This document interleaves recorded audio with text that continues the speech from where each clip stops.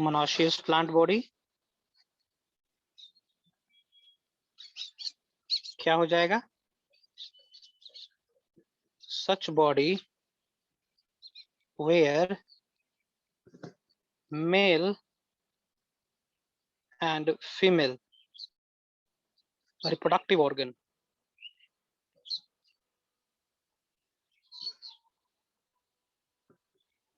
present on body.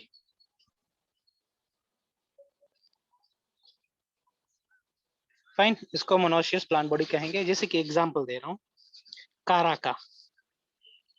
कारा, fine, कारा is a plant, ठीक है, इट्स एन algae।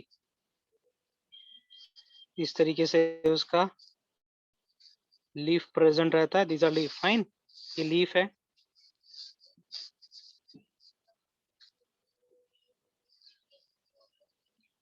इस तरीके से। So here I'm making the male and female structures, reproductive structures.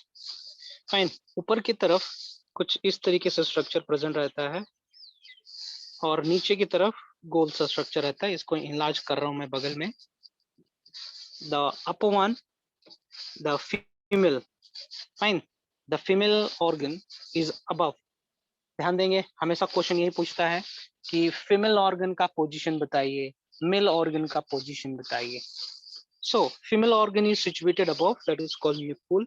Nuchal का स्ट्रक्चर कुछ इस तरीके से होता है, ऐसा लगेगा जैसे कि वहां पे पाइनएप्पल डला हो।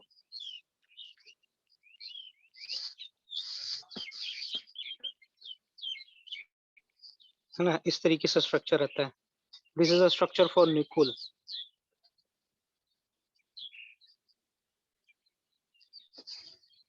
also known as Oogonia. It is present above, fine. और नीचे वाला स्ट्रक्चर को हम लोग कहेंगे ग्लोब्यूल या फिर antheridia. The structure for globule goes like this, fine. Globule का स्ट्रक्चर कुछ इस तरीके से रहता है। दिस इज ग्लोब्यूल और also known as एंथ्रोडिया।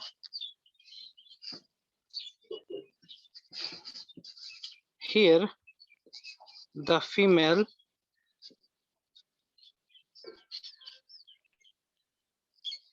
reproductive structure is nucleus present above. पोजीशन पूछता है जी, फिर मैं बता रहा हूं, above the male reproductive structure, globule, fine. तो चलिए दोनों के बीच में थोड़ा सा कंपैरिजन कर लेते हैं, डिफरेंसेस कर ले रहे हैं।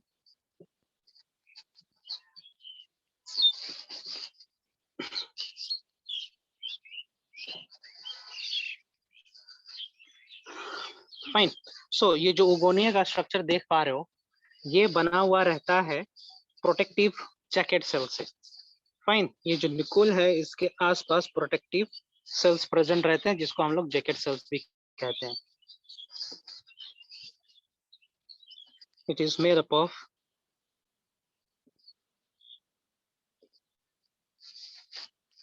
प्रोटेक्टिव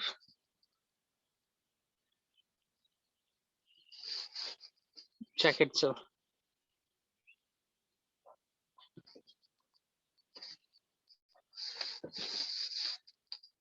फाइन, और इसका काम है कि सिर्फ एक ही ओवा का प्रोडक्शन करे।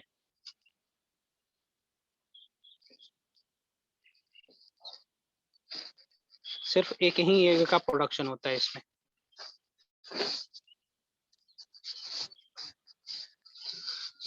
फीमेल कैंडिडेट्स खत्म हो गए, मेल कैंडिडेट्स में देखते हैं।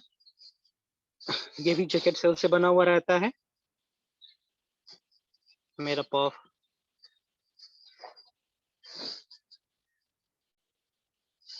Shield jacket cells, or this organ produces multiple gametes. It produces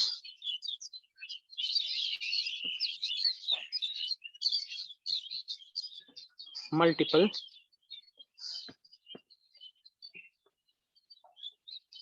flagellated gametes या sperm cells कहेंगे. Fine, याद रखेंगे ये.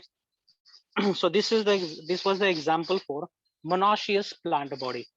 अब हम यहाँ पे देख रहे हैं dioecious plant body. Dioecious.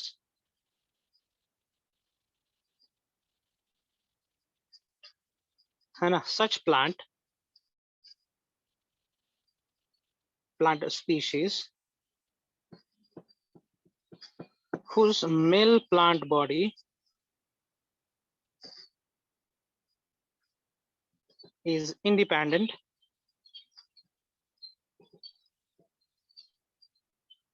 exists independently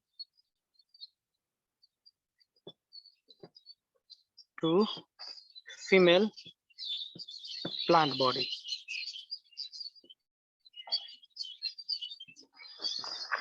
है ना? ये सब इंडिपेंडेंटली ग्रो कर मतलब कि एग्जिस्ट करते हैं. अलग अलग रहेगा physically, morphologically they are different. Okay, हाँ, इसका एग्जांपल दे रहा हूँ. ओके, मार्केंशिया हम लोग पढ़े थे क्या पिछले बार? याद आ रहा है कुछ? Marchantia,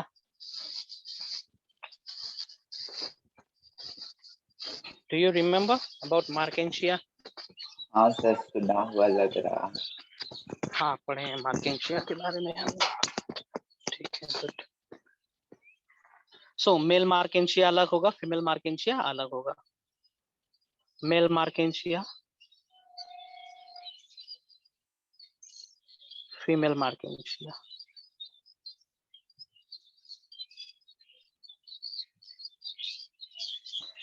fine.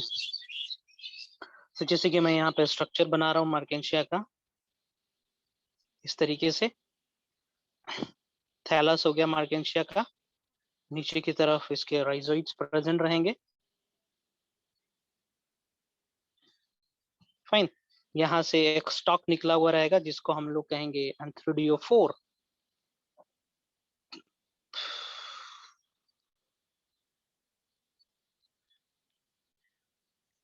Mail marchantia, this is एंथ्रोडियोफोर.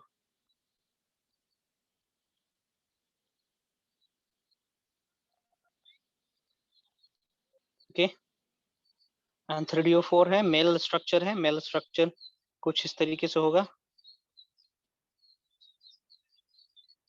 थोड़ा गंदा सा स्ट्रक्चर बनाएंगे मेल का, है ना, इस तरीके से. So this structure is of क्या बोलेंगे, male thallus, male plant body, male marchantia body. Fine. Antheridiophore है, एंथ्रोडिया है ये. This Antheridia produces numerous flagellated male sperm. Fine. दूसरा प्लांट बॉडी बना रहा हूं यहाँ पे. That is, है ना, ये हम बना रहे हैं female thallus.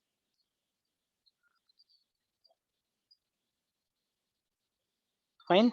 Female thallus same दिखने में लगेगा लेकिन थोड़ा सा स्ट्रक्चर डिफरेंट होता है. इसकी जो आर्चिगोनिया होता है थोड़ा सा सुंदर होता है as compare to the male one. तो इसको थोड़ा सा आप सुंदर बना देंगे, है ना, मेल को थोड़ा सा गंदा बना देंगे.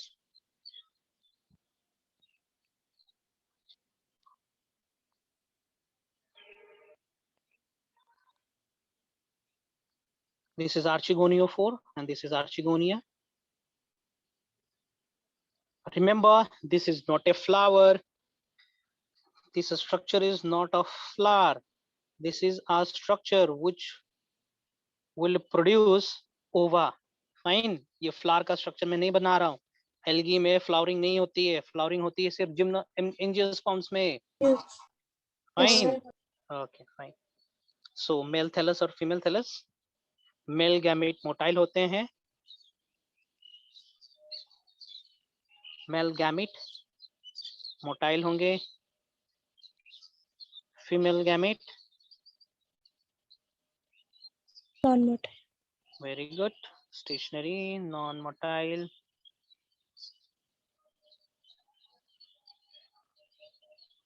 फाइन, ना काफी है। नाउ हमने सेक्सुअलिटी कर लिया। Now let's move to the events of sexual reproduction. Events in sexual reproduction.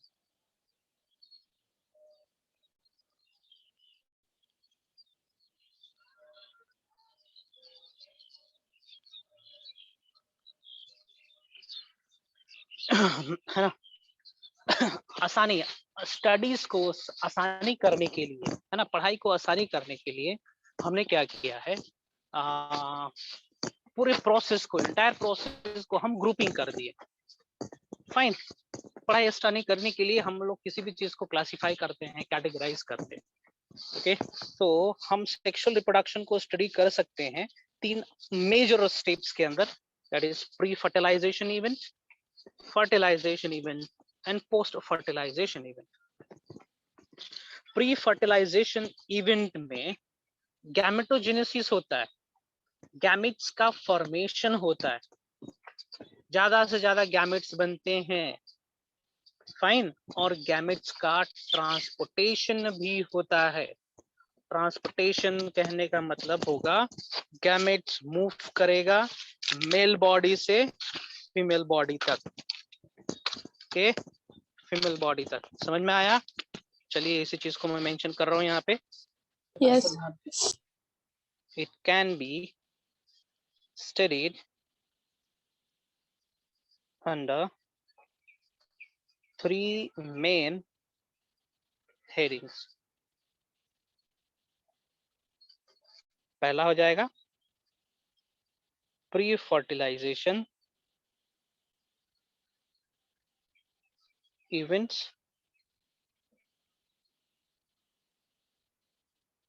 है ना। Here 2 events will take place, gametogenesis and gamete transfer, transfer of gamete.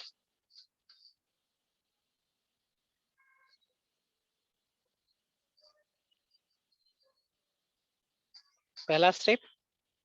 दूसरा स्टेप होता है फर्टिलाइजेशन, दूसरा मेन इवेंट हो गया।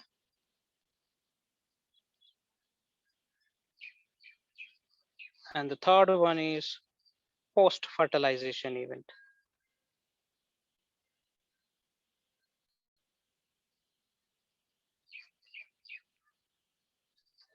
है ना, पोस्ट फर्टिलाइजेशन इवेंट में हम लोग एम्ब्रियोजेनेसिस करेंगे।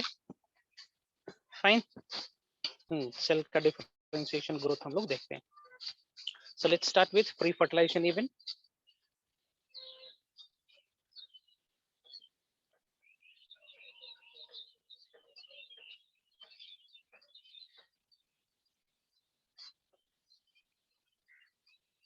है ना, प्री फर्टिलाइजेशन इवेंट में पहला स्टेप है गैमेटोजेनेसिस। हाँ, नाम से क्या पता चल रहा है जी, gametogenesis?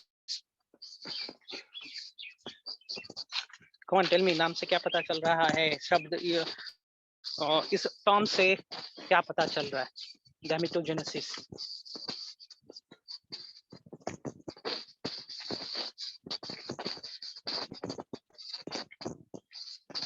Come on, say something.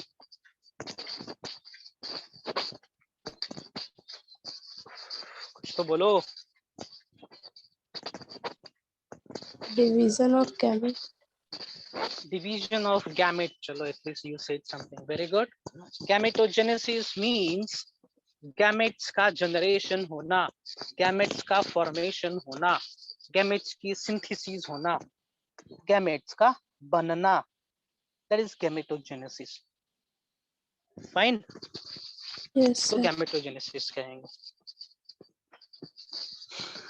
है ना। तो चलिए आगे बढ़ते हैं, इसमें देखते हैं।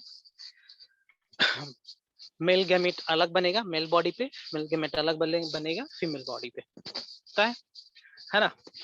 गैमेट्स यूनिवर्सली हैप्लॉइड होते हैं, ध्यान देंगे। Gametes are universally haploid. कोई भी इंडिविजुअल हो जाए, चाहे वो डिप्लॉइड है, ट्रिप्लॉइड है ना, हेक्साप्लॉइड है, कितना भी प्लॉइड ही होगा, गैमेट्स हमेशा आधा ही बनेगा। मेन बॉडी का गैमेट्स आधा ही बनेगा। फाइन। हाँ, कुछ कुछ एक्सेप्शंस हो जाएंगे, जैसे कि male honey bee. Male honey bee के केस में गैमेट्स जो बनेगा वो हैप्लॉइड बनेगा, है ना, हैप्लॉइड बनता है। फिर सोचोगे आप, सर तो बोल रहे थे कि भैया कोई भी इंडिविजुअल होता है ना, गैमेट्स तो उसका हाफ होता है। Male honey bee already half है with respect to the chromosome number, so कोई दिक्कत नहीं, हाफ ही रहने दो, लेकिन फर्दर हाफ नहीं होगा। For example, male honey bee का क्रोमोसोम नंबर होता है 16, वो हैप्लॉइड है, तो जब वो गैमेट बनाएगा वो 8 क्रोमोसोम के साथ गैमेट नहीं बनाएगा, 16 गैमेट ही रहेंगे उसमें। फीमेल कैंडिडेट जो 32 क्रोमोसोम के साथ है उसका गैमेट बनेगा तो 16 क्रोमोसोम के साथ बनेगा। मेल वाला फर्दर 8 में नहीं घटेगा। फाइन। तो वो गैमेटोजेनेसिस करता है माइटोसिस प्रोसेस द्वारा।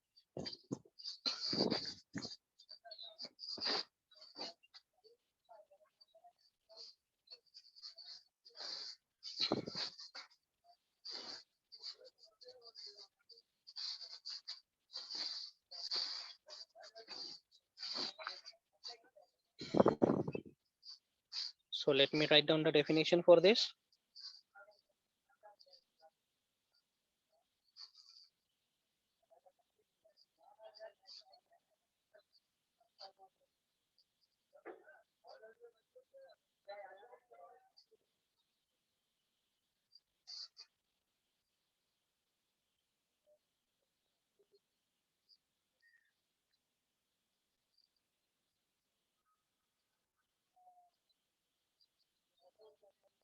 Haploid gamete by meiosis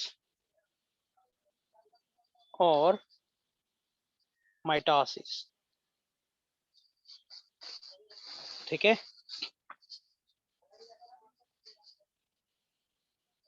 gametes are of two types, male gamete, female gamete।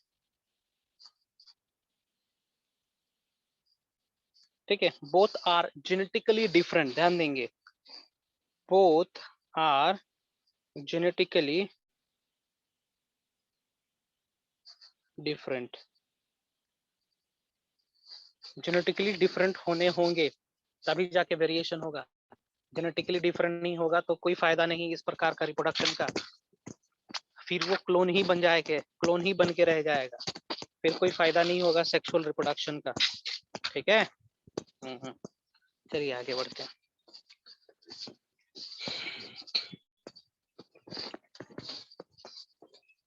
Fine. दो the gamete is genetically different, लेकिन कुछ कुछ स्पीशीज ऐसे होते हैं जिनका गैमेट मॉर्फोलॉजिकली सेम होता है ना। क्या बोल रहा हूं मैं, कुछ गैमेट्स, कुछ स्पीशीज ऐसे होते हैं जिनका गैमेट्स मॉर्फोलॉजिकली अलग होता है, genetically same, sorry, morphologically same होगा, जेनेटिकली, हाँ, मॉर्फोलॉजिकली सेम होंगे, जेनेटिकली डिफरेंट होंगे। एक कंडीशन ये हुआ, किसी किसी के केस में जेनेटिकली मॉर्फोलॉजिकली डिफरेंट होंगे, किसी किसी के केस में जेनेटिकली मॉर्फोलॉजिकली बहुत ही अलग होंगे। फाइन, चलिए उसके बेसिस पे हम ऑर्गेनिज्म को या फिर गैमेट्स को 3 अलग अलग भागों में बांट सकते हैं।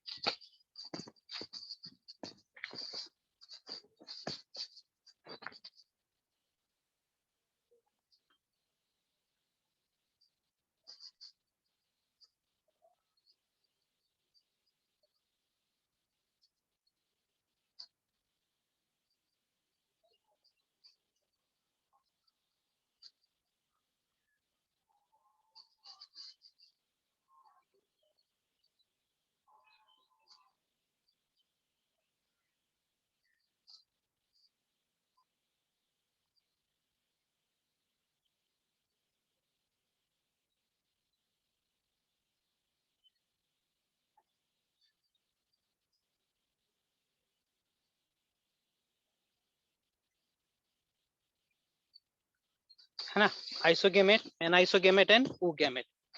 फाइन, चलिए इन तीनों के बीच में डिफरेंस कर दे रहा हूँ, इंपॉर्टेंट है, क्वेश्चन आता है यहाँ से एग्जाम में। हाँ, आइसोगेमेट कहने का मतलब होता है मेल गैमेट और फीमेल गैमेट दोनों सेम दिखेंगे, है ना। If you'll see, observe under microscope, then morphologically both the gametes will look alike। भले ही जेनेटिक कंपोजिशन अलग हो उन लोगों का, लेकिन देखने में एक ही जैसे रहेंगे। फाइन, समझ Yes, में sir. आया? ओके गुड, इस कंडीशन को हम लोग कहते हैं आइसोगेमेटिक Sir. कंडीशन। ओके, हाँ।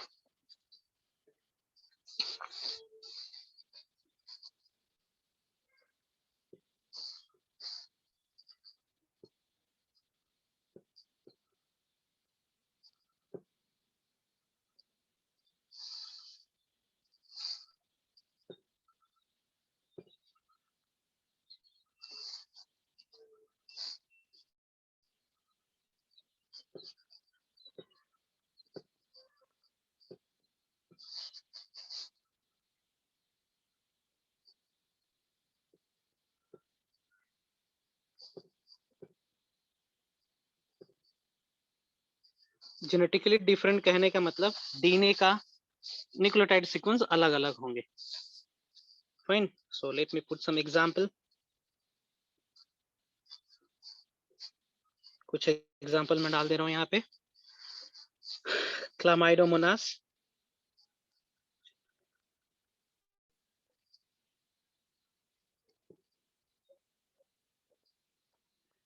क्लामाइडोमोनास के जो मेल गैमेट और फीमेल गैमेट होंगे दोनों सेम दिखेंगे। मैं डायग्राम दिखा रहा हूँ अभी।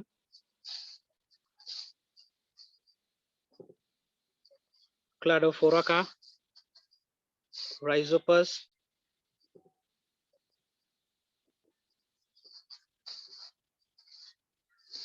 है और भी बहुत सारा, मैं नहीं बता रहा हूँ, है ना। देखिए डायग्राम से मैं डिपिक्ट कर रहा हूँ यहाँ पे। फाइन, एक मेल गैमेट हो जाएगा, एक फीमेल गैमेट हो जाएगा। पता ही नहीं चल रहा कौन मेल गैमेट है फीमेल गैमेट है। Let me show you some pictures.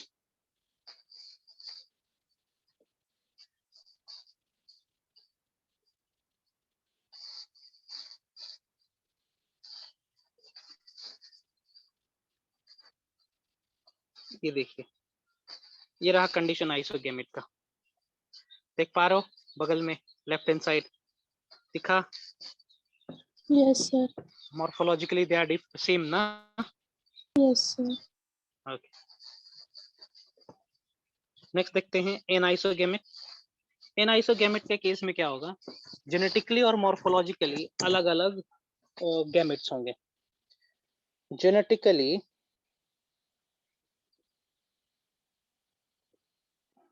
morphologically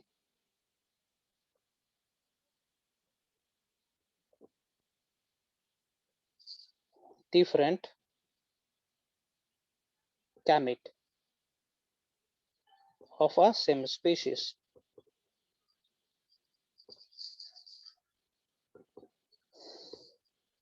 fine, इसमें मेल गैमेट मोटाइल हो सकता है, फीमेल गैमेट स्टेशनरी होगा।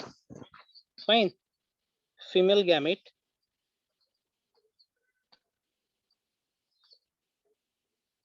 may be motile और स्टेशनरी, लेकिन मेल गैमेट मोटाइल होना है। Male gamete is motile. Fine, तो इस प्रकार के गैमेट्स कौन से ऑर्गेनिज्म में एग्जिस्ट करता है ना। तो इस प्रकार के गैमेट्स एग्जिस्ट करता है एलोमाइसिस में, फ्यूकस में, मोस्ट इंपॉर्टेंट फ्यूकस है। फाइन, जैसे कि हम यहाँ पे गैमेट बना रहे हैं, this is female gamete, male gamete कुछ इस तरीके से होगा।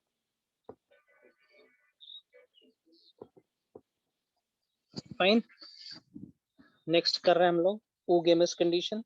oogametes कहने का oogamous कंडीशन कहने का मतलब होता है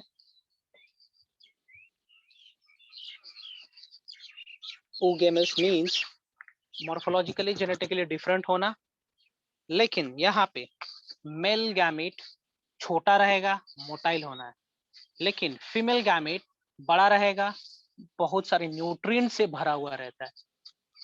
फाइन। Yes.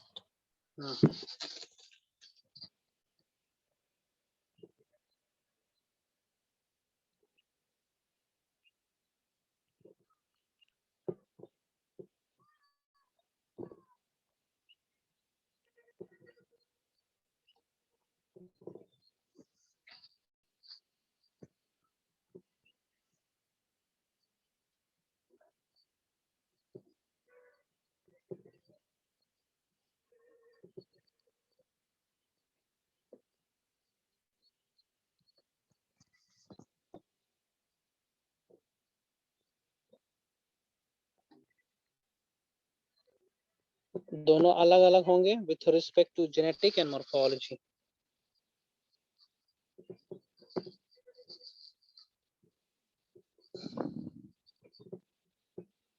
फाइन। तो इस प्रकार के गैमेट, हाँ चलिए मैं यहाँ पे एक बना दे रहा हूँ। फॉर एग्जांपल दिस इज ओवा, इतना बड़ा दिख रहा है ना, और बगल में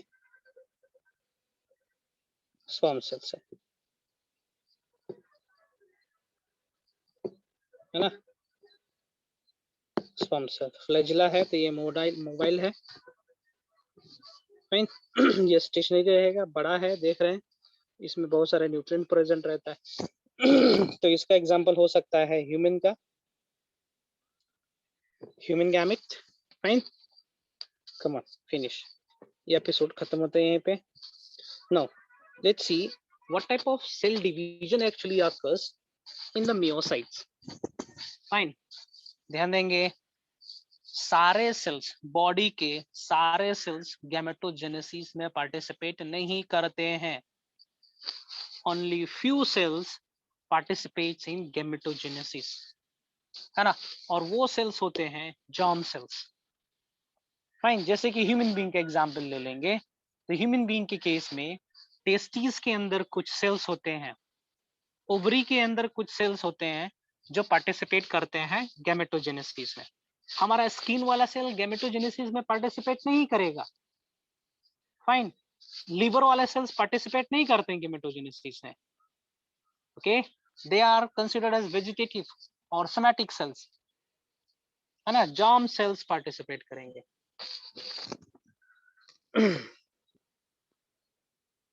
ओनली, ये इसको लिखेंगे, germ cells undergoes gametogenesis.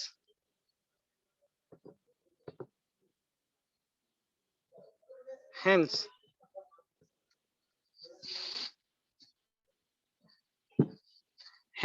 germ cells को हम लोग क्या कहेंगे, मियोसाइट्स कहेंगे। Hence germ cells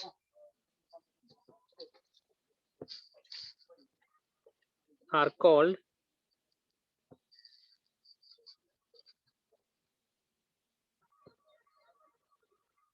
myocytes और माइटोसाइट्स।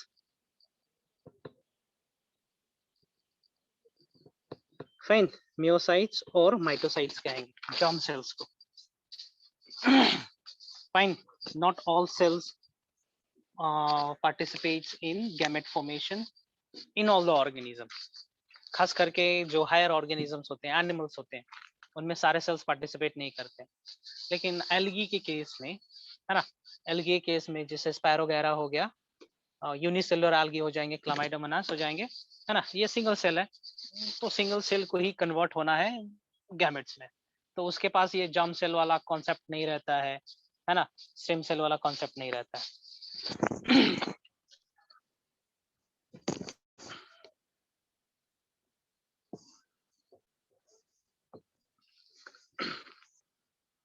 हाँ, germ cells undergo gametogenesis and germ cells are called myocytes or mitocytes. also known as, also can be called as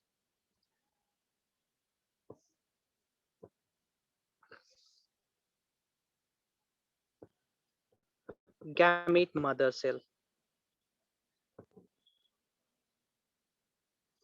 gamete mother cell, मतलब gamete mother cell कहने का मतलब है कि mother gamete है ना, उसी के अंदर कुछ प्रोसेसेस होने के बाद गैमेट्स बनने हैं। फाइन, तो चलिए यहाँ पे कुछ और हम डिटेल में बता रहे हैं। हम तो ये जानते हैं कि gametes are always haploid,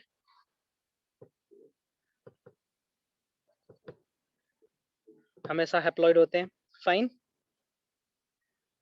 Yes, sir. Fine. और गैमेट का फॉर्मेशन हैप्लॉइड ऑर्गेनिज्म भी करता है और डिप्लॉइड ऑर्गेनिज्म भी करता है।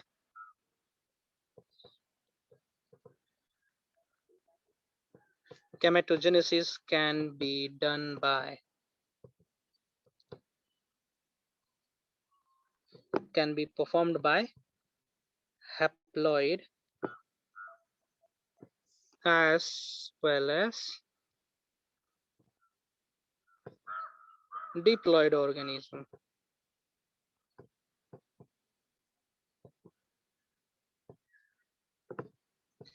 है ना, हैप्लॉइड ऑर्गेनिज्म और डिप्लॉइड ऑर्गेनिज्म दोनों कर सकते हैं। फाइन, तो यहाँ पे मैं पहले कर रहा हूँ हैप्लॉइड ऑर्गेनिज्म। हैप्लॉइड ऑर्गेनिज्म समझते हैं जी क्या होता है Aditya?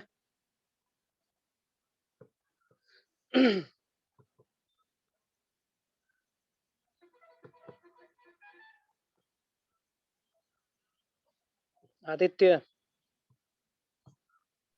half number of chromosomes. हाँ, haploid means n, diploid means 2n। तो भैया हैप्लॉइड को यदि n ही बनाने हैं, n number of gametes, sorry ऐसे गैमेट्स बनाने हैं जिसमें single n number of chromosome present है, then what type of cell division it must follow? Then what type of cell division it must follow to produce haploid gamete? हिनाक्षा, Yes, sir. कौन सा cell division होना है बेटा यहाँ पे? Come on, meiosis, mitosis, सब भूल गया तुम लोग। हैप्लॉइड ऑर्गेनिज्म को हैप्लॉइड यदि गैमेट बनाना है then it must undergo mitosis. Yes, mitosis. Mitosis होगा, that is equational division. Fine. Yes, sir. While diploid organism producing haploid gamete means it must follow Yes, yes. meiosis. Reductional division. Fine. Reductional Yes, division sir. होना है, reductional division होना है. Okay. So can you recite some example organism falling under haploid? Can you recite some example? Can you? Can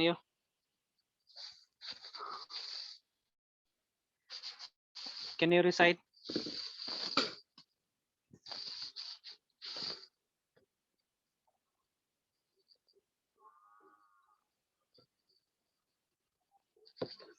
बहुत important है ये। Mail honey B, fungi,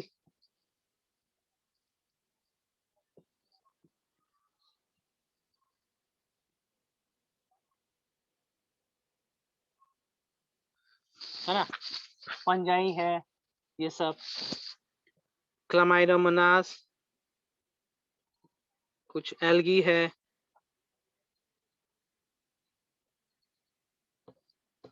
जैसे कि Chlamydomonas,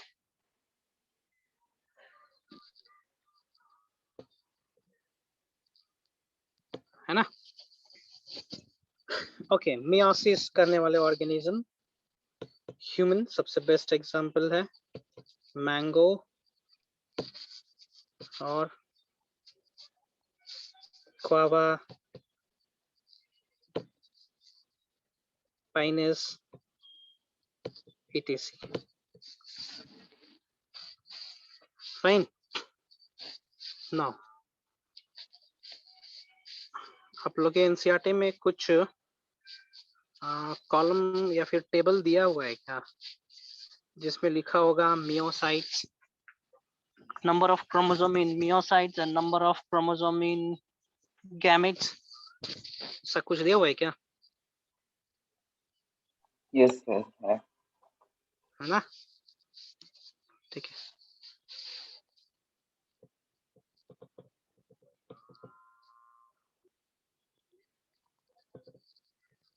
चलिए कुछ एग्जांपल दे रहा हूँ यहाँ पे। Example of organism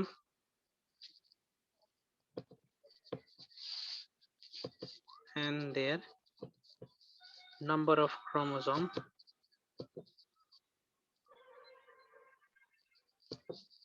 in myocyte and the number of chromosome in gamete. Fine, चलो ऑर्गेनिज्म लिखते हैं।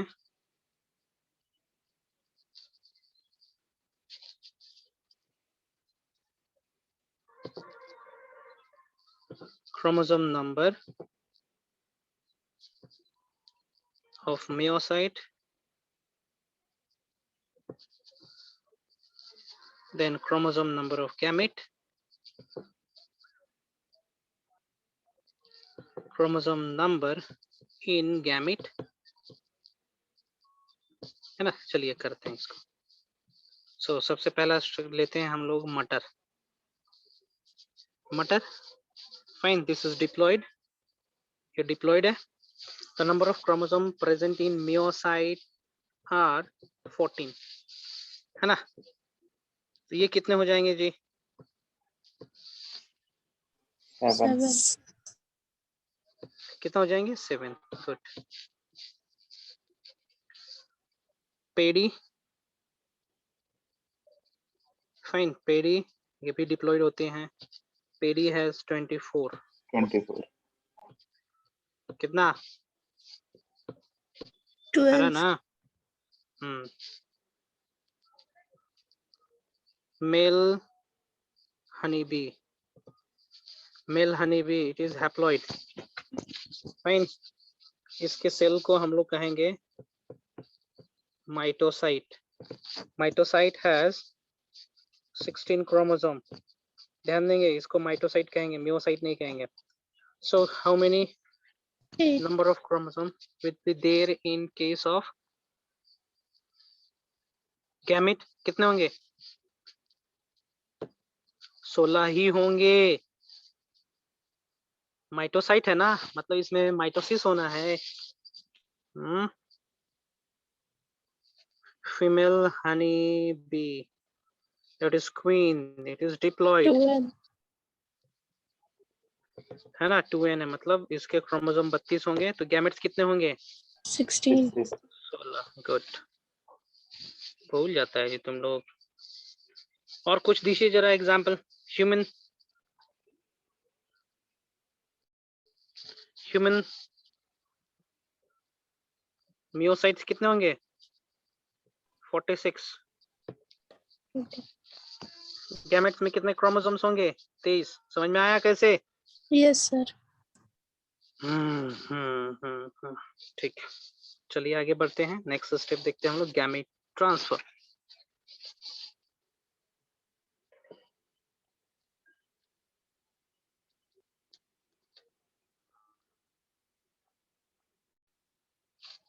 गैमेट ट्रांसफर या पॉलिनेशन।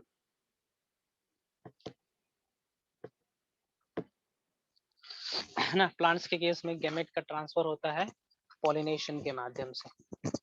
फाइन।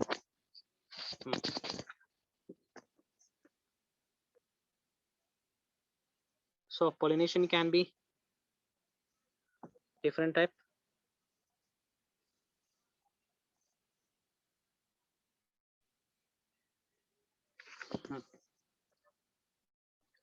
लोअर ऑर्गेनिजम्स के केस में, फाइन, गैमेट का ट्रांसफर होता है पानी के माध्यम से। In algae, fungi bryophyte, pteridophyte,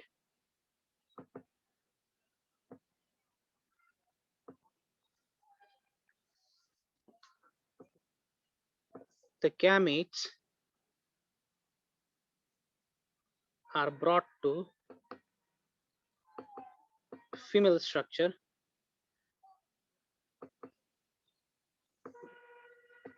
by the help of water, through water medium. ये ज्यादा सही रहेगा.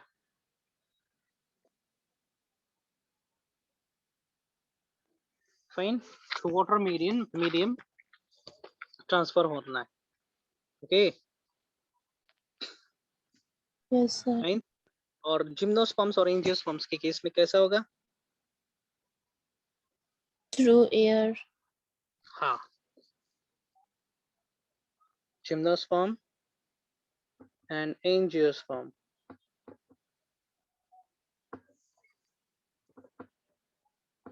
The gamete are made to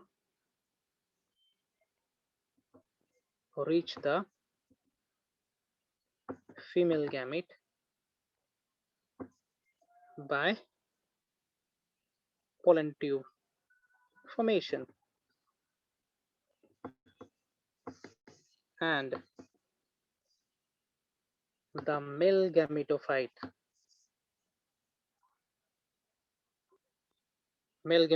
कहने का मतलब होता है pollen grain,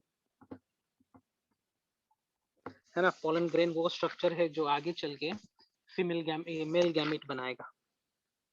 ठीक ना. formation and the male gamete by a pollen tube formation, and the male gametophyte pollen grain brought to female body by pollination by abiotic or biotic pollination. समझ में आया?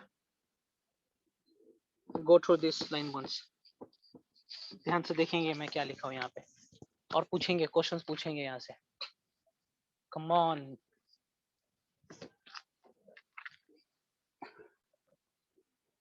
Come on, पूछेंगे.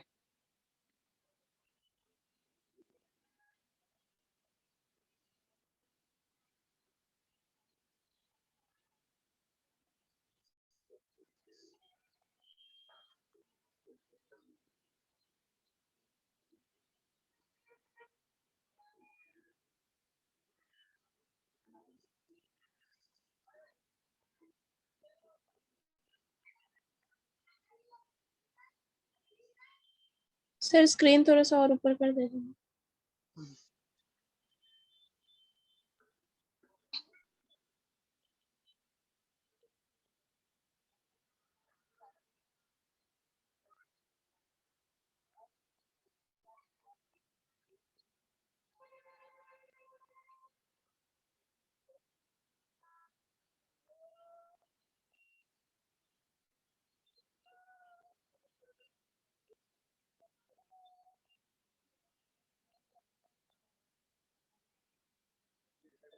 Yes, sir.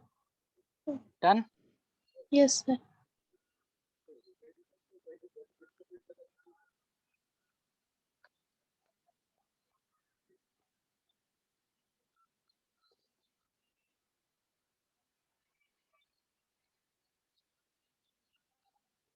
Okay, done. This is all about what? Gamete transfer. Fine. अगला step देखते हैं क्या होता है ना. अगला स्टेप होना है fertilization. Fine. Next step is fertilisation.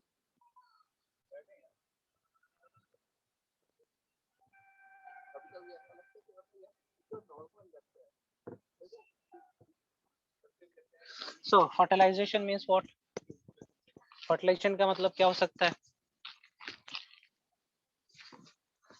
Come on, tell me fertilization means what?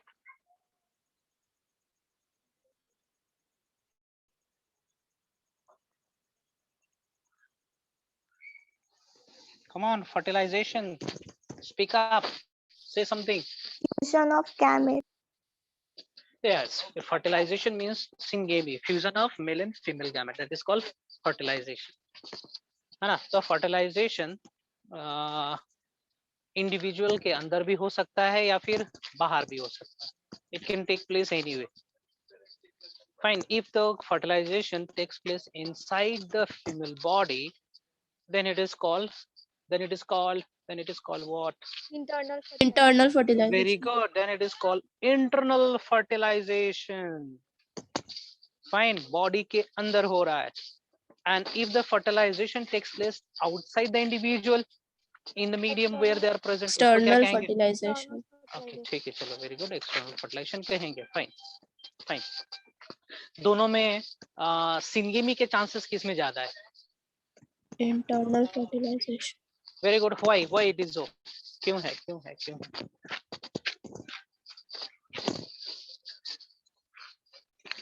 We are extrovert. क्या कर रहे हो रवि सर?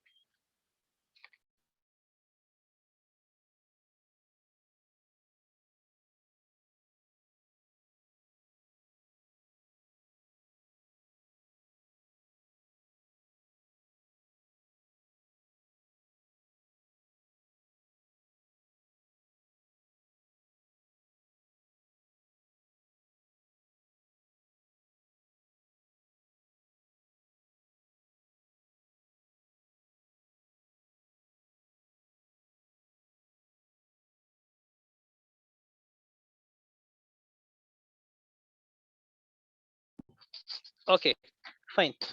ठीक है, चलिए कर लेते हैं फर्टिलाइजेशन. सबसे पहले इसका डेफिनेशन कर लेते हैं. Fine. It is the fusion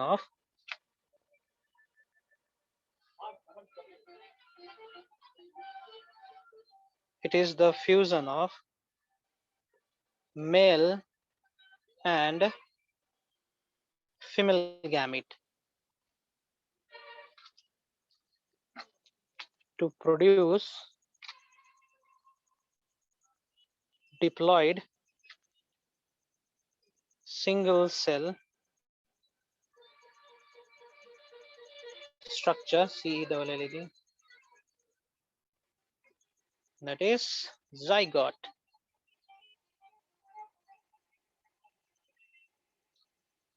है ना? zygote का फॉर्मेशन होने के लिए फर्टिलाइजेशन होना है. So it can be internal or external.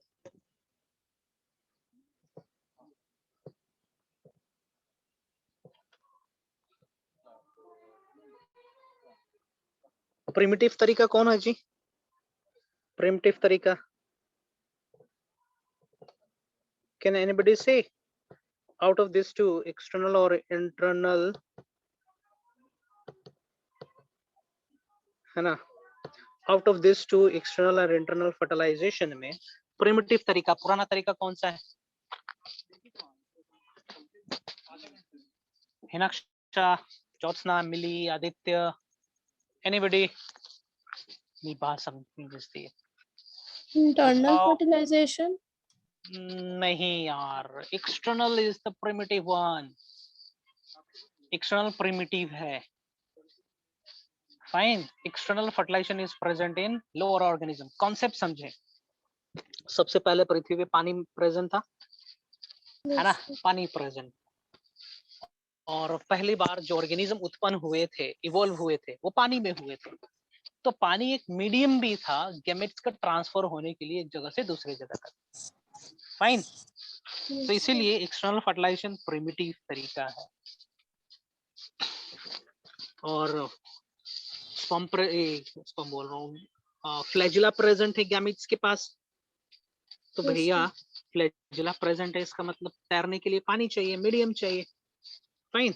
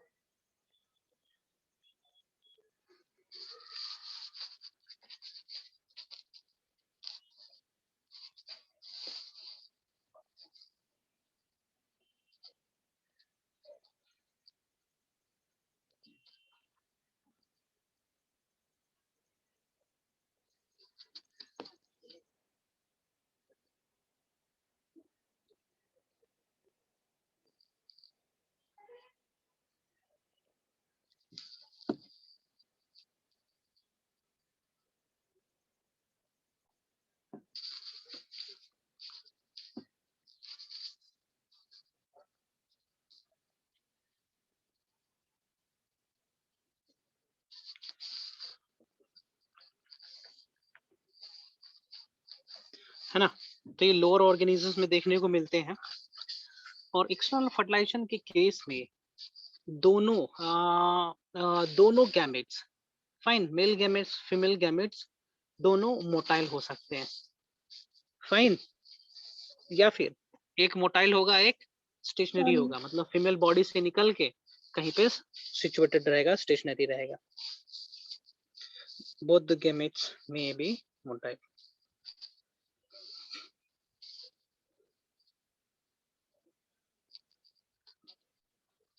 both gametes, ना, male gamete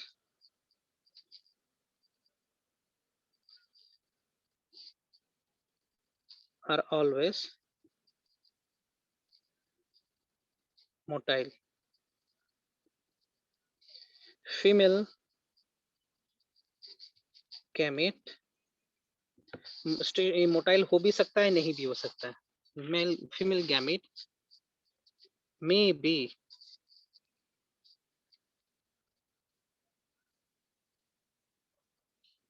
or may not be,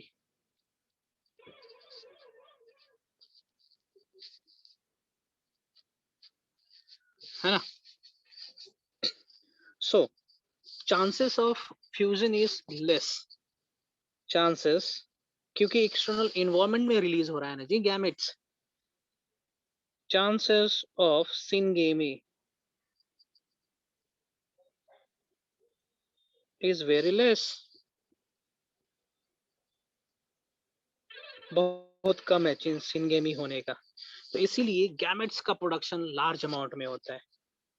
सो क्या बोल सकते हैं, अनसर्टेनिटी ज्यादा रहता है इसमें, ठीक ना। Syngamy is less, so due to uncertainty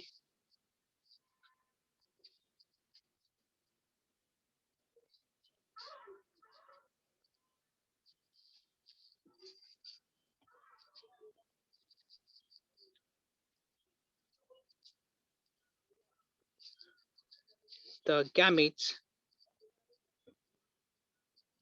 are produced in large amount.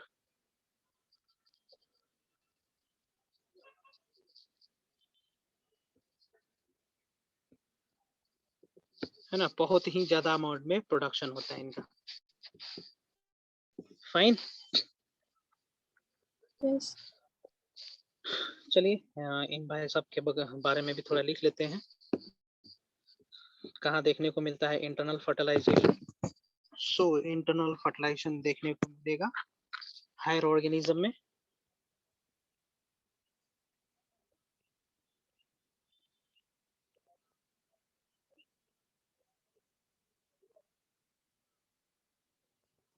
Fine.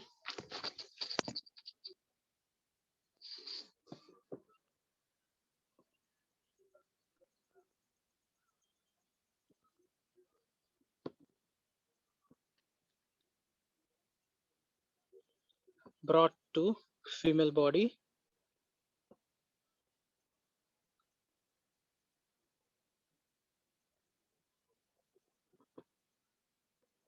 है ना, and pollen tube forms fusing the, pollen tube का फॉर्मेशन होता है और pollen tube का फॉर्मेशन के चलते ही मेल गैमेट फाइनली रीच करता है फीमेल गैमेट के पास, फाइन।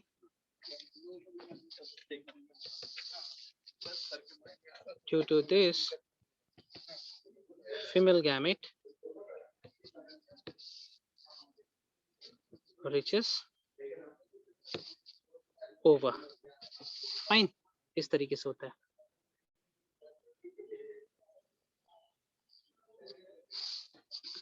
है ना। यहाँ पे मेल को पॉलिनेट होके फीमेल बॉडी के पास जाना पड़ता है ना। लेकिन यहाँ पे मेल गैमेट भी मोटाइल नहीं है, फाइन, किसी माध्यम से पहुंचाया जा रहा है इसको। Female gamete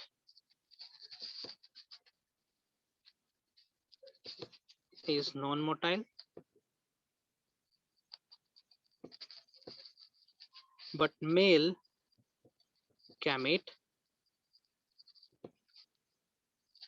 may be motile or non-motile, है ना। तो इंटरनल फर्टिलाइजेशन में फर्टिलाइजेशन रेट ज्यादा होता है, सर्टेनिटी ज्यादा रहता है इसमें, है ना। इसीलिए फीमेल गैमेट कम प्रोडक्शन होता है, क्योंकि मेल गैमेट को एक जगह से दूसरी जगह पॉलिनेट होके जाना होता है, इसलिए मेल गैमेट ज्यादा अमाउंट में प्रोड्यूस होता है। Since male gamete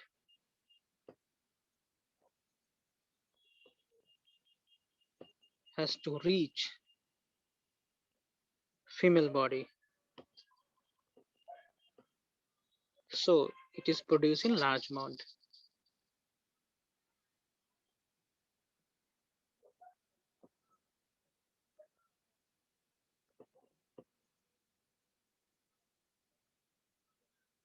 Sir, While sir, frog internal fertilization से करते हैं कि external? हाँ, frogs external fertilization करते हैं।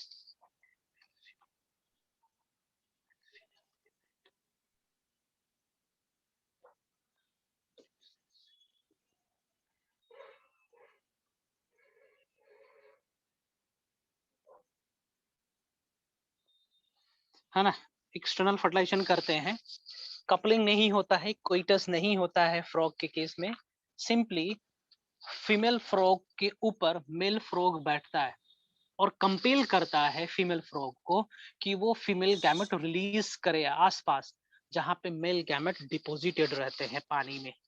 समझ में आया? Yes, sir.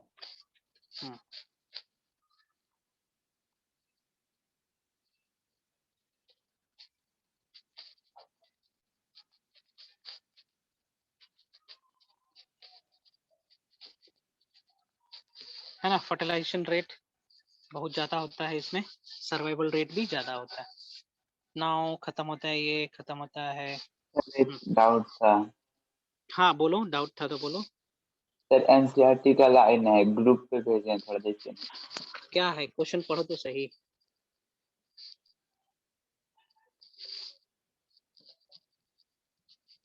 ग्रुप भेजे हैं सर, निकालिए ना। ठीक है, देखते हैं, पढ़ो तो सही है, कुछ लिख दे रहा हूँ स्टेटमेंट, है ना। जाइगोट एक वाइटल लिंक है between parent and the new generation. Between, question आता है यहाँ से, पेरेंट एंड न्यू जनरेशन। इसको खत्म कर लें, छोटा सा टॉपिक और बचा है, एम्ब्रियोजेनेसिस, उसके बाद आते हैं, तुम्हारा डाउट हम क्लियर करते हैं। Wait, the third no sir, step पर इज बताइए ना। Post fertilization. पढ़ो तो सही, क्या है, कोई लिखा हुआ क्या है, पढ़ो तो सही स्टेटमेंट।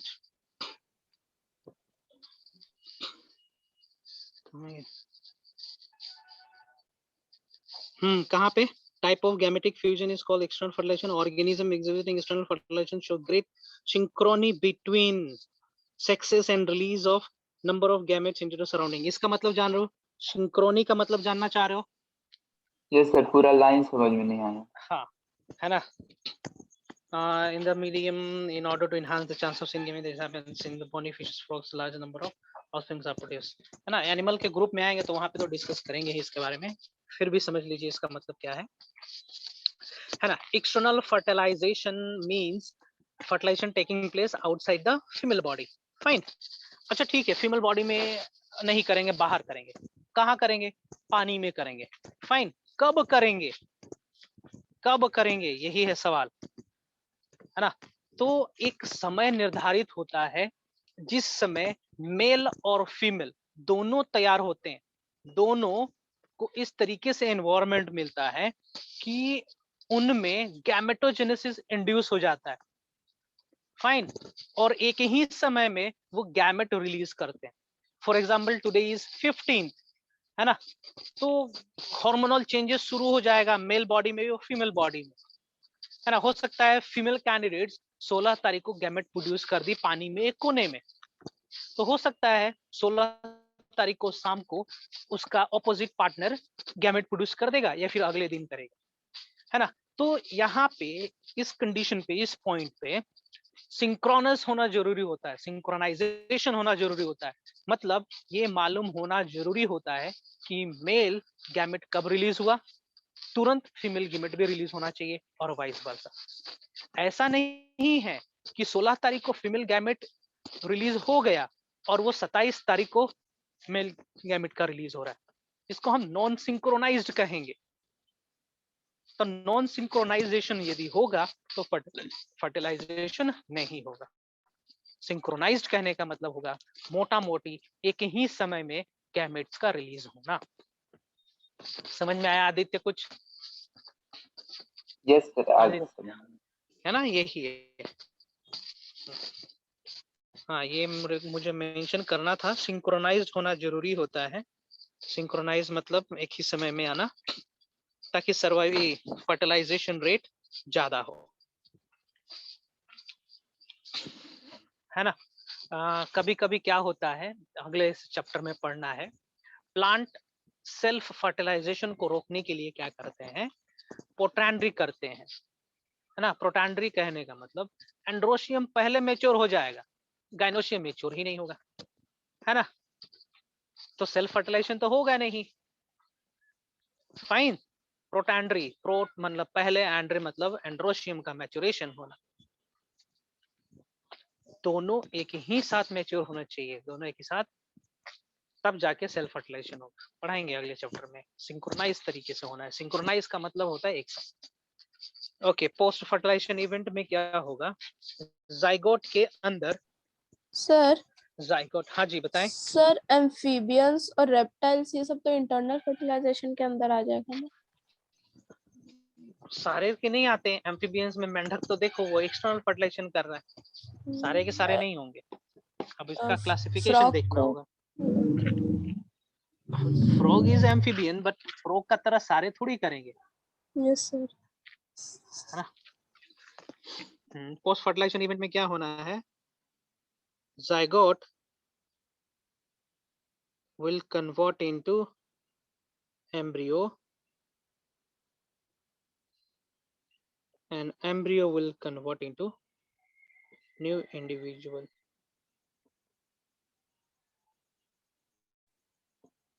फाइन, इसको हम लोग एम्ब्रियोजेनेसिस कहेंगे।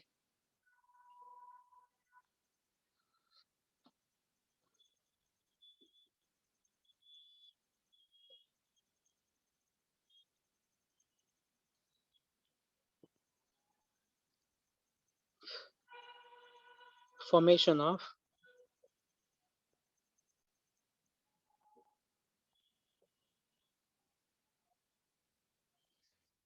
embryo and development into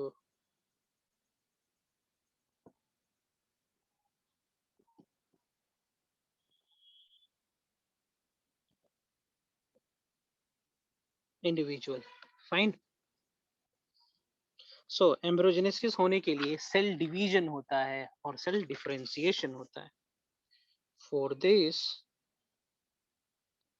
mitosis happens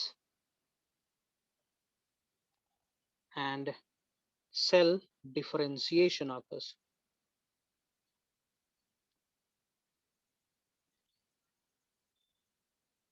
What is differentiation?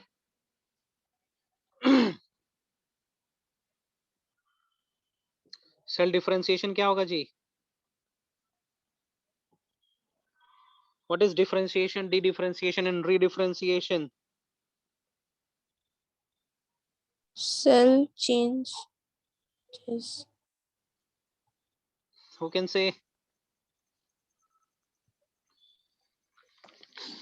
एक सेल दूसरे सेल में चेंज हो जाता है तो उसको एक सेल दूसरे सेल में चेंज होता है। उसका सेल आज बहुत लोगों ने ज्वाइन नहीं करा है क्या मीटिंग? No sir. क्यों नहीं ज्वाइन करा है? अभी से ही बन गया डॉक्टर ये लोग तक तो। See, here I'm making the maize embryo उसका लॉन्गिट्यूडनल सेक्शन देख रहे हैं इस तरीके से।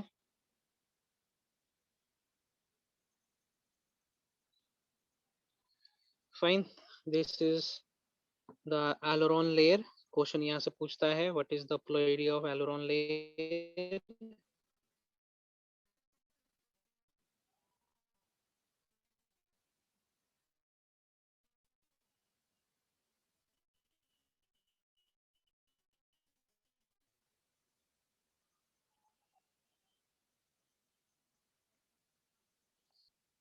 मदर एक्सिस कहते हैं इसको, और ये एम्ब्रियोनल एक्सिस कहेंगे। इस तरीके से स्ट्रक्चर एग्जिस्ट करते हैं यहाँ पे, कोलियोप्टाइल, प्लीम्यूल, दिस इज रेडिकल, और रेडिकल को जो प्रोटेक्ट कर रहा है उसको हम लोग कहेंगे कोलियोराइजर। सर आवाज नहीं आ रहा।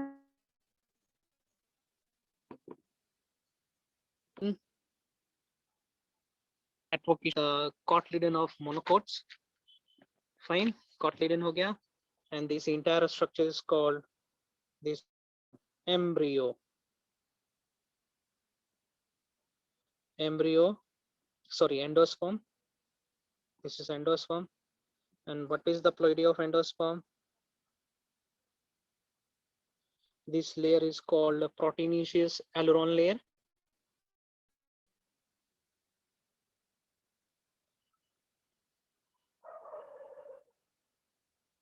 Aileron layer. So the question आता है यहाँ से कि what is the ploidy of aileron layer? ध्यान देंगे, longitudinal section of maize embryo, maize seed. ठीक है, ये खत्म होता है यहीं पे। छोटा सा टॉपिक है sexual reproduction in plants, sorry in animals. अभी तक हमने बॉटनी करा, जूलॉजी में आते हैं अभी हम लोग। इसी का डर था मुझे।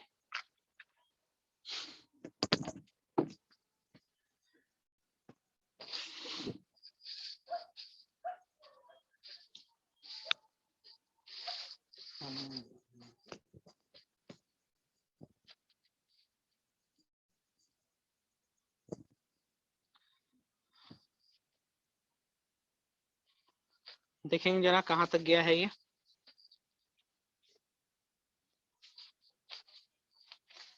इसके बाद मैं स्क्रीनशॉट ले रहा हूँ।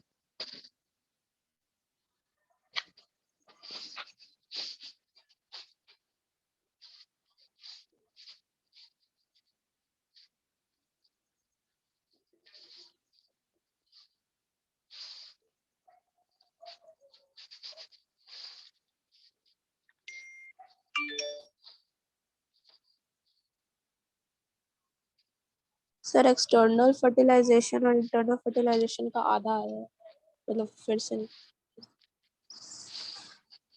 देखते हैं।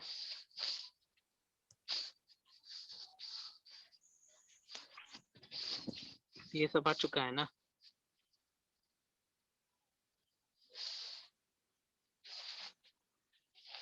सर यहाँ से हम भेजते हैं। फाइन, यस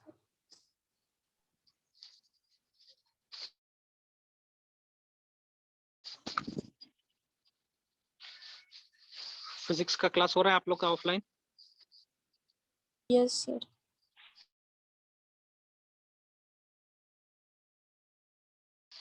किस तरीके से कर रहे हो आप लोग? क्लासरूम में बैठो या फिर घर आ जाते हो? नो सर, क्लासरूम में बैठते हैं हम लोग। सब लोग बैठे हुए हैं? Yes sir. ठीक है, रुको, क्लासरूम में बड़ा सा स्क्रीन लगवाने का कोशिश कर रहा है।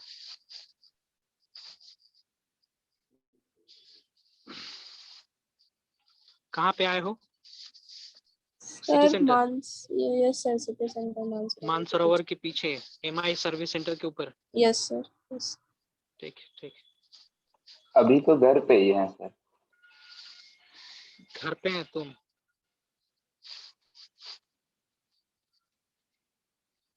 ठीक है, चलो। कितने पेजेस हो गए?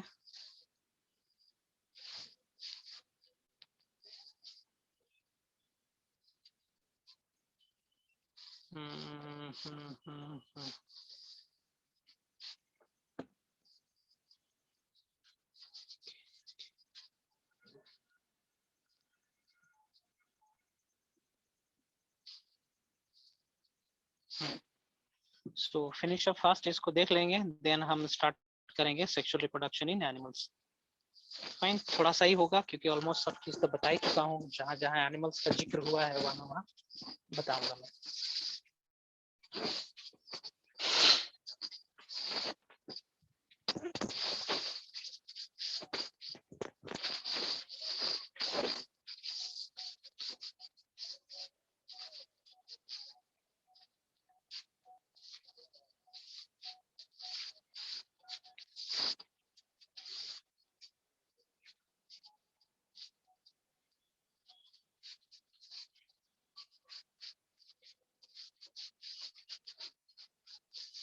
Yes sir. हो गया? Yes sir. चलिए स्टार्ट करते हैं हम लोग सेक्सुअल रिप्रोडक्शन इन एनिमल्स। क्या कर दें इसको, 12 1 5 कर दें, ठीक है।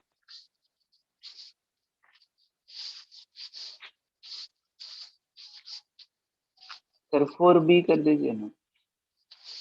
उसको 4B कर दूं, इसको 4A करना पड़ेगा फिर।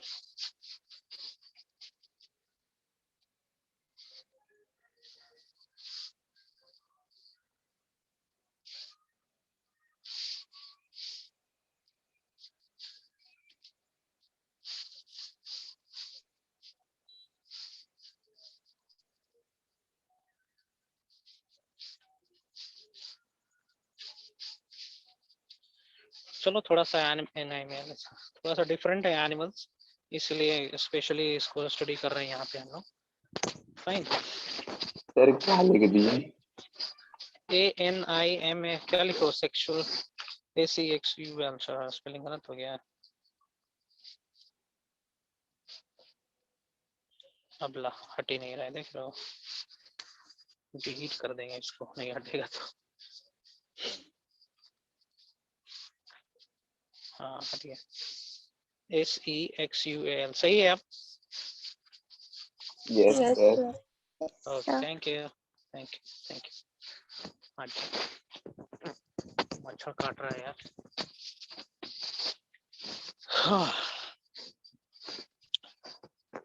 सो एसेक्सुअल मोड देख लेते हैं हम लोग। एसेक्सुअल मोड का कुछ एग्जांपल दे रहा हूँ यहाँ पे। Asexual mode, oblique binary fission देखते हैं।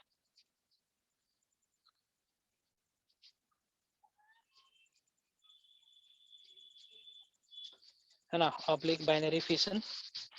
एग्जांपल क्या हो जाएगा इसका? कोनालेक्स,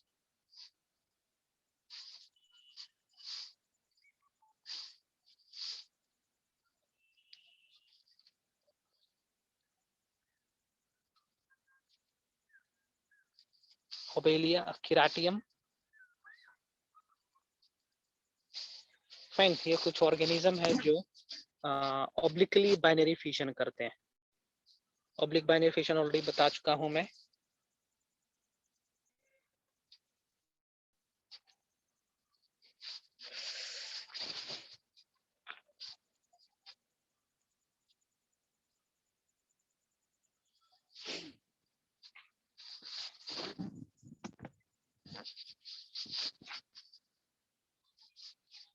फाइन, नेक्स्ट देखते हैं बर्डिंग।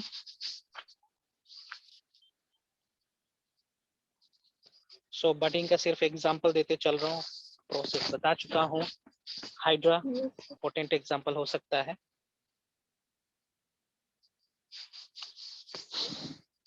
ओबेलिया, एक दूसरा एग्जांपल हो जाएगा बर्डिंग का।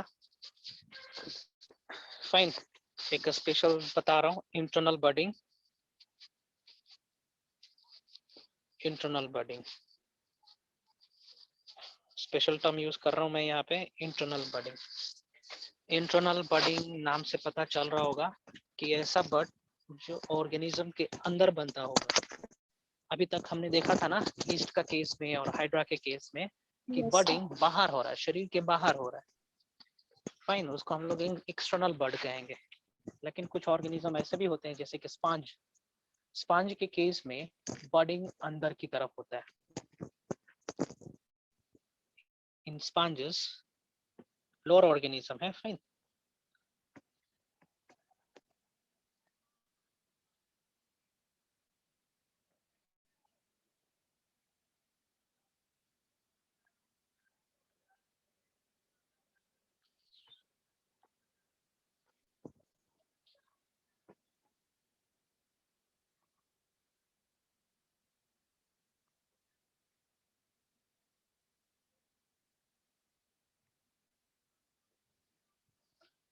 एग्जाम्पल दे रहा हूं मैं।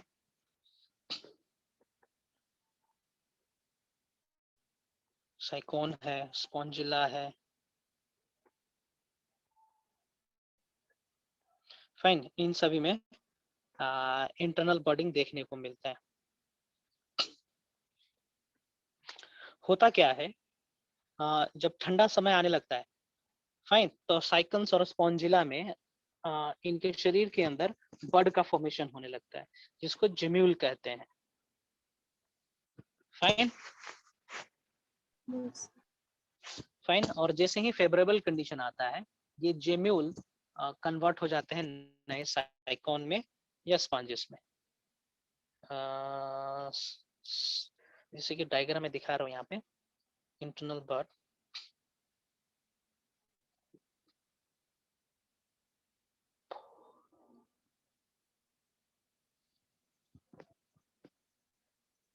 ये देख रहे हो, दिस इज काइफा। फाइन, एक प्रकार का स्पॉन्ज है। इसके शरीर के अंदर बर्ड का फॉर्मेशन होता है। जैसे कि आप देख पा रहे होंगे, छोटे छोटे गोल गोल से स्ट्रक्चर्स बना रखे हैं यहाँ पे, है ना। तो एक छोटा सा स्ट्रक्चर नहीं, वेट, दिस इज ऑस्टिया। यहाँ पे देखिए, फाइन, यहाँ पे देखिए बर्ड मेंशन करा होगा। वो एक छोटा सा स्ट्रक्चर इस तरीके से दिखता है। ये है एक छोटा सा स्ट्रक्चर, ये एक सिंगल बर्ड है। फाइन, तो चलिए मैं यहाँ पे डायग्राम बना रहा हूँ।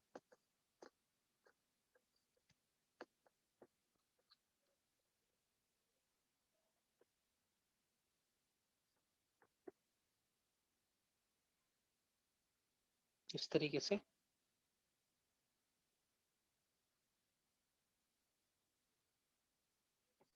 है ना।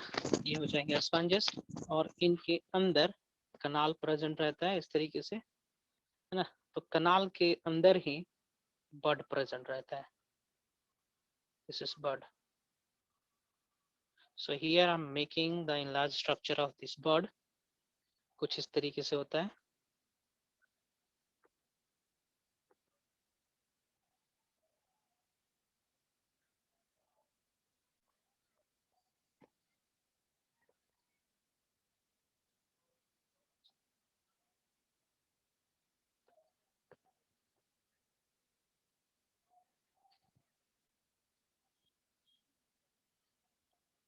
इस तरीके से कुछ स्ट्रक्चर होते हैं।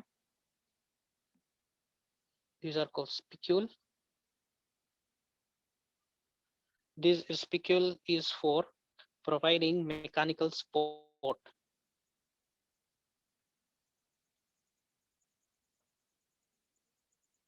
है ना, हड्डी का तरह काम करते हैं। और इसके अंदर स्ट्रक्चर सेल्स प्रेजेंट रहते हैं। These are cells. आर्कियोसाइट्स कहा जाता है।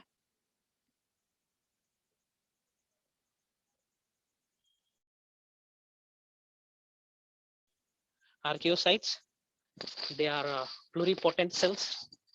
या टोटिपोटेंट सेल्स कहेंगे. Totipotent means they have the capacity to give rise to certain organs. Gemule.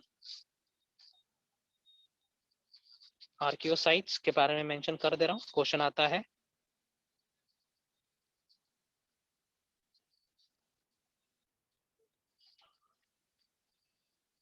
Totipotent sales.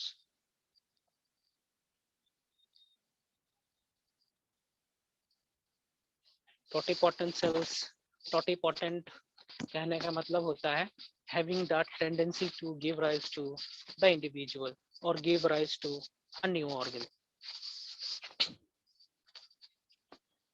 That means that is tendency to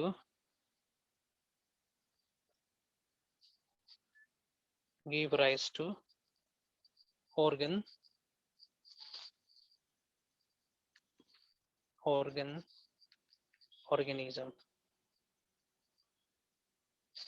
है ना, that is totipotent.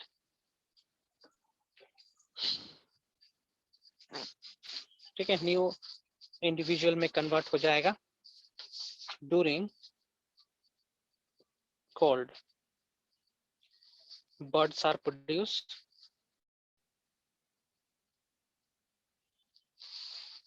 and as the warmer condition arises.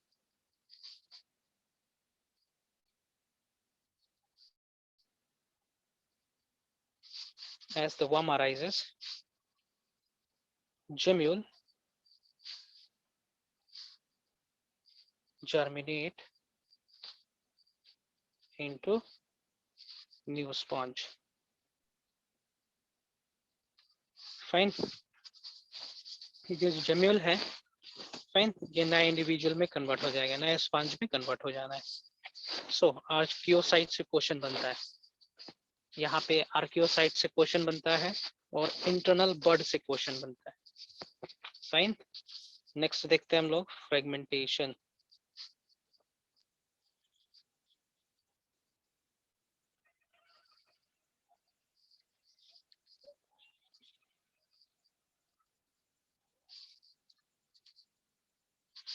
Fine. Fragmentation, fragmentation में क्या होते हैं, filamentous body छोटे छोटे parts में टूट जाते हैं और ये ही बॉडी आगे चल के सेल डिवीजन के माध्यम से नए इंडिविजुअल में कन्वर्ट हो जाते हैं.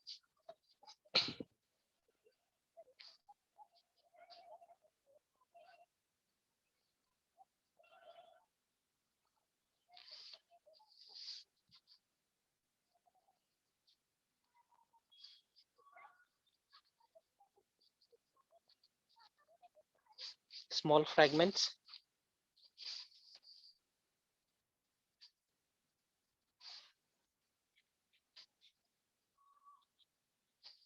और एक एक फ्रेगमेंट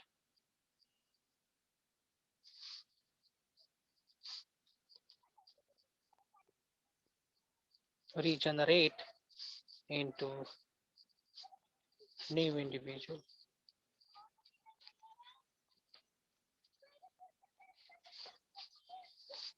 एग्जाम्पल दे रहा हूं इसका, starfish, sponge, hydra, planaria, etcetera. ध्यान देंगे प्लानेरिया में रीजनरेशन नामक प्रोसेस भी होता है. In planaria true regeneration is seen. Fine. True regeneration देखने को मिलता है प्लानेरिया में. याद रखेंगे, रट लेंगे, है ना. पूछता है asexual reproduction is also known as agamogenesis, बता चुका हूं. इसको रामेट कहते हैं क्लोन को. फाइन. फाइन. चलिए चलिए, सब हो चुका. Sexual reproduction in animals 3 stages पे होता है, ये भी डिस्कस कर चुके हैं. Now I am discussing sexuality in animals.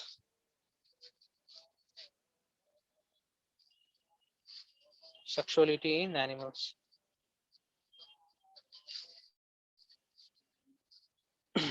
चलिए, सो ये भी दो प्रकार के एग्जिस्ट करेंगे, बाइसेक्सुअल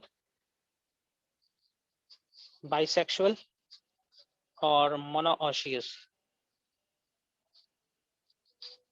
इसके ओपोनेंट हो जाएंगे यूनिसेक्सुअल और डाइओशियस।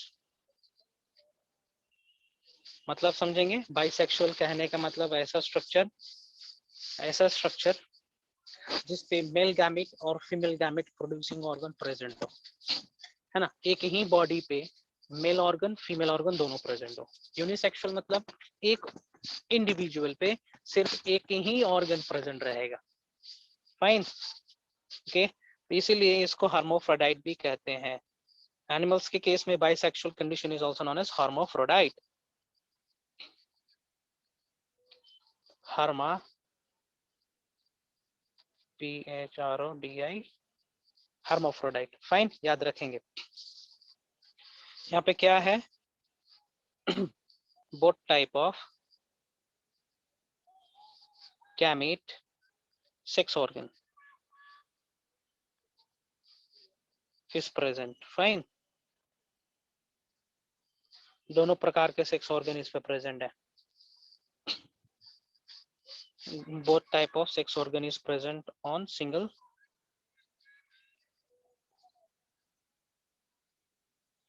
individual। Fine, so let me put one example of hermaphrodite organism, not one, बहुत सारे दे रहा हूँ, जैसे कि earthworm,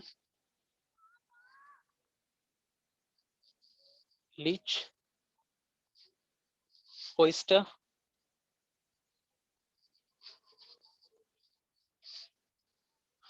ठीक है।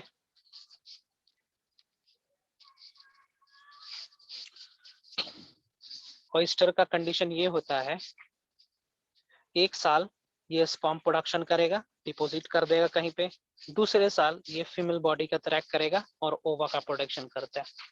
oyster का कंडीशन कुछ छुटपटांग सा है। First year produces sperm and in second year अगले साल produces ova, है ना, तो अपने शरीर में स्टोर करके रखेगा। फाइन, सर स्नेल बोल सकता है oysters, snails, yes sir. snail belongs to what? mollusks, leech, oyster ना snails का केस नहीं हुआ है।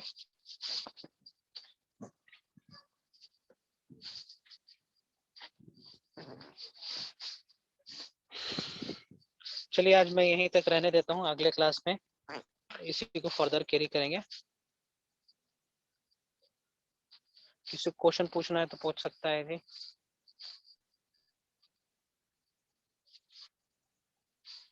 अगले क्लास में खत्म हो जाएगा ना चैप्टर सर? हाँ हाँ,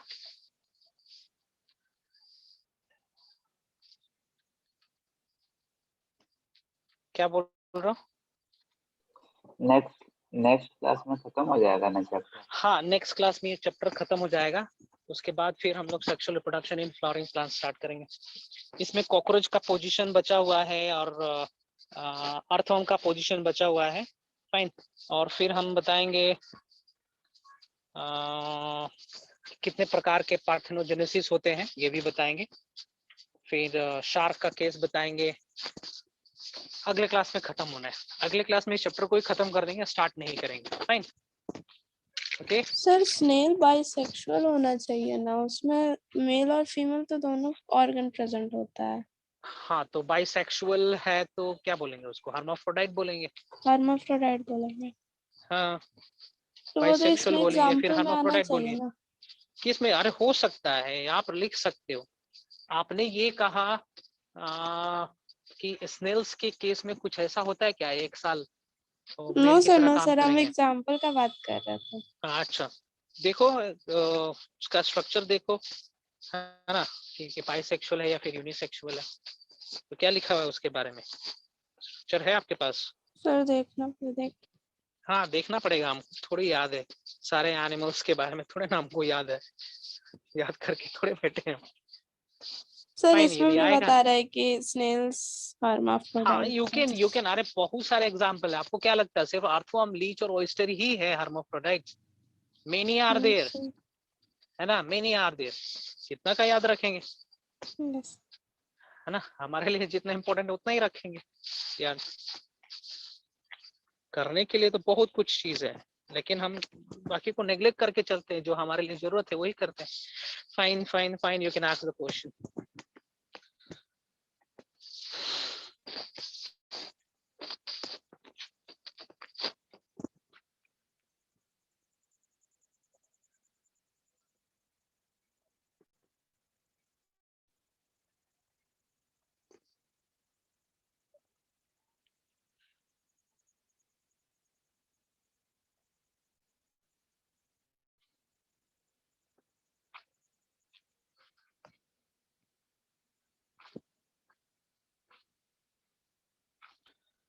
पूछेंगे डाउट? नहीं तो हम साइन ऑफ करेंगे।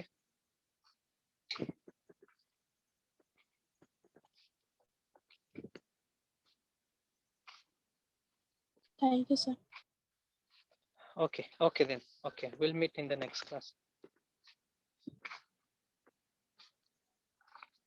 इसमें कितनी varieties है? Wow, इतना सारा variety।